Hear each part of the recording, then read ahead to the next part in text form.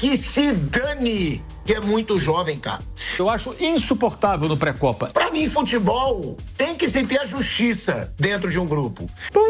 É difícil saber o que tá passando na cabeça dele. Tem muito mais coisas do que a simples troca de um nome, a entrada de um Hendrick ou de um Igor Thiago, ou seja lá quem for.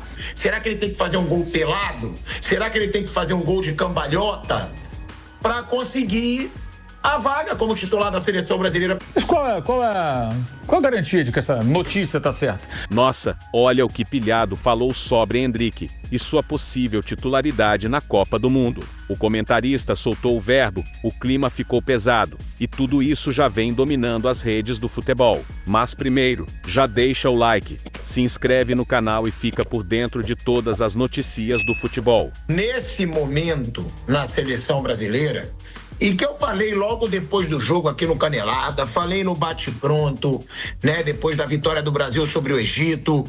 Cara, o Hendrick, pra mim, mereceria ser titular da seleção brasileira. E aí a notícia que sai nesse momento, né, de quem tá lá cobrindo a seleção brasileira, é que o Hendrick é o terceiro na fila.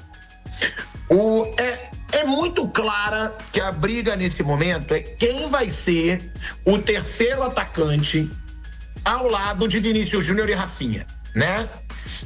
Tem o Paquetá, que pelo jeito garantiu sua vaga, né? Como meio-campo, o Ancelotti viu que faltava ali um meia e o Paquetá quase certeza que ganhou a vaga. E tem Matheus Cunha, Igor Thiago e Hendrick brigando por uma vaga. O Matheus Cunha, né, ele já fez boas atuações, inclusive contra a Croácia. Ele foi muito bem contra a Croácia, eu tava nesse jogo, né, nesse amistoso nos Estados Unidos. Ele é muito elogiado por fazer, né, a questão tática, por ser muito disciplinado taticamente. E pode ter ali um ponto a favor dele.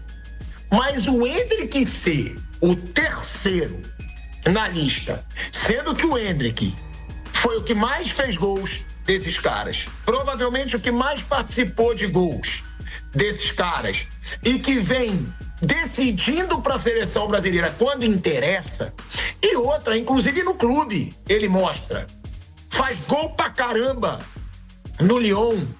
O Hendrick, não, mas é muito jovem, que se dane, que é muito jovem, cara. Se o moleque é o que mais tá fazendo, é o que mais tá decidindo, é o que mais tá marcando gols, cara, pra mim futebol tem que se ter a justiça dentro de um grupo. E pra mim o Hendrick já mereceria ser titular, e pra mim é até meio absurdo, Mauro César Pereira, ele ser o terceiro da lista. Se ele foi, na minha opinião, o que melhor aproveitou as chances.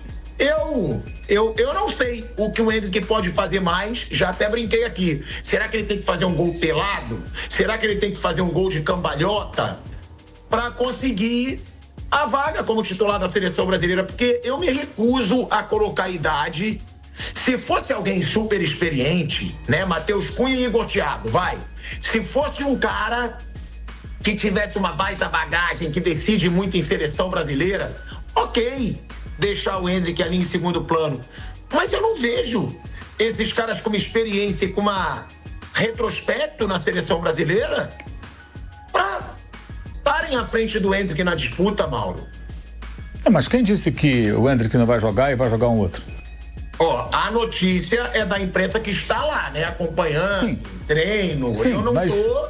Mas qual a garantia de que essa notícia tá certa? Cara, cobertura de seleção brasileira, eu falei isso outro dia, teve gente que não entendeu. Eu acho insuportável no pré-copa. É muito chato. Dou graças a Deus que tá longe, não quero nem chegar perto disso. Por quê? Porque é muita gente buscando notícia que não há. Não tem notícia, cara. Não tem nada que tá acontecendo. O técnico, você acha que o Ancelotti vai chegar para algum repórter? Dificilmente alguém vai ter acesso à informação. Talvez alguém que não esteja lá consiga informação. Se o cara tiver boas fontes, bons contatos, ele consiga uma informação que o cara que está lá não consegue. Então, é difícil saber o que está passando na cabeça dele. Tem muito mais coisas do que a simples troca de um nome, a entrada de um Hendrick ou de um Igor Thiago, ou de seja lá quem for. Ele tem problemas mais urgentes a resolver com relação ao funcionamento da equipe. Esse é um ponto, acho que bem delicado. E a convocação de mais um meio-campista, que é um cara versátil, que eventualmente pode jogar ali, o Fabinho pode jogar na lateral direita, sei lá quem ele vai colocar ali, eu não sei. Não tenho ideia. O Iban joga mais pela esquerda, né? Então o pessoal... Na zaga do Al-Ahly, ele é zagueiro pela esquerda. Pela esquerda. E ele é especulado como... Especulado, né? Para ser o cara para a direita. Ele botou contra a Croácia ali. Exato. E botou no segundo tempo contra o Panamá. Por conta desses momentos. Vai ser ele? Vai ser o Danilo? O Danilo pode jogar ali também, mas aí vai ser um zagueiro lateral. Vai jogar ali, não vai descer tanto, não vai fazer jogada de fundo, não vai fazer aquelas diagonais que o Wesley faz, de sair do meio, vir tabelar com os caras, aparecer, não vai ter isso.